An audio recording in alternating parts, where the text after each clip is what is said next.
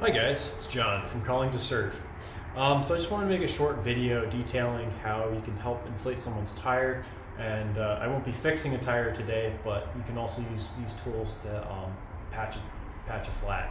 So if you got like a nail or a screw or something thin in there, it's not going to help you with a blowout, but give you something to go with, in case you got a flat there. So just a couple of things you might want to take with you. So, just some basic pair of gloves, glasses. If you're on the side of the road, like a vest would be nice, safety vest. So, again, you can see cars coming and stuff, but they need to see you. So having a reflective vest would be really helpful. So if you got a nail or a screw, like a pair of needle nose pliers, something like that, so you can kind of get in there on something fine. You can, grab it with that and take it out when you're ready. And then, so you got your small gauge here. So what I'm gonna do in this video is I'm gonna bring up my tire pressure on my truck. It's a little low right now, cold weather. But I was gonna use a Ryobi pump. So just a little compressor, battery powered. But if you wanted to go to more like a budget friendly option or something that doesn't require batteries, you can use like a bicycle pump. And so something like this would be really helpful to kind of give you a gauge on how much pressure you have and when you should stop. And then you've got the patch kit. So if you got a nail or a screw, this will help you out. So you got your cement, you've got the rubber cores and everything going in there, and then you got the tools to kind of soften out the hole and clean that up so it's all prepped to be patched. And then if you're doing stuff in low light environments, things don't always happen when it's bright and sunny outside. But like a flashlight would be really helpful, just so you know what you're doing, and you can see everything. I'm using a Ryobi light. It's a standalone. Just stick a battery in there and stuff, and that's really helpful. Again, you're not having to hold it. So if you're by yourself and you're helping somebody and you don't have a free hand to hold that light, that'll be helpful for you. And then just for comfort, you can get like a kneeling pad or something. Most likely going to be on asphalt, gravel, or something like that. So just something to give you a little bit of comfort, and you don't have to have like knee pads or something. And the compressor and stuff, it's not super loud, but I mean you can get like earplugs or something like that, or some headsets, just to protect your ears and stuff like that. But also be aware that it's going to cut down any noise you can hear around you. So if you're on the side of the road, you want to be careful that you're aware of your surroundings. So yeah, we'll get started and get that tire up to PSI. So here we got all our lug nuts, and we got the rim and hub. So right here we're looking at our valve stem.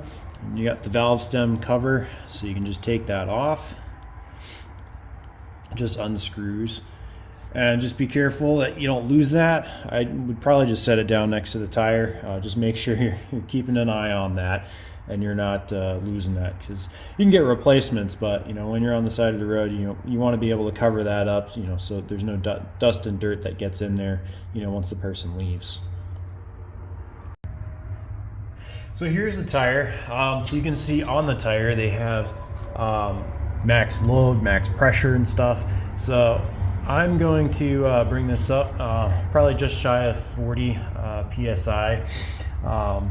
Again, you don't want to go over that. You don't want to damage your tire.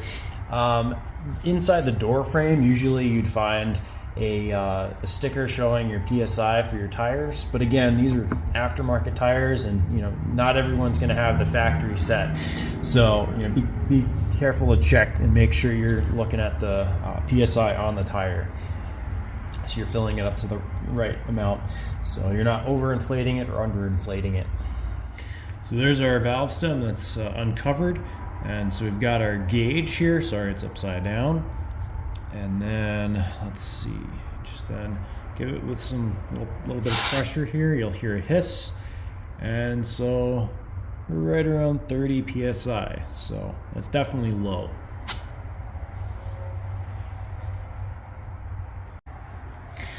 All right, so here we are.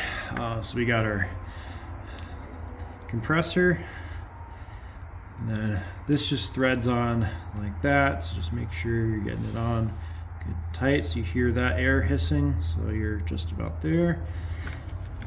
All right, and now, so it shows on here 44 psi. I'll probably go about 40 just to have a little bit of play. So we're at 31.5, so it's definitely got to go up more. Might even do 43 here.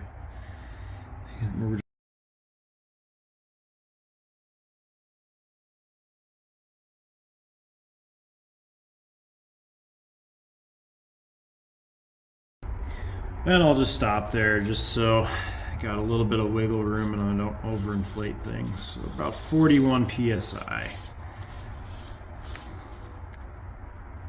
And again, you know, you can do your research on your specific tire and, you know, what's best recommended for that.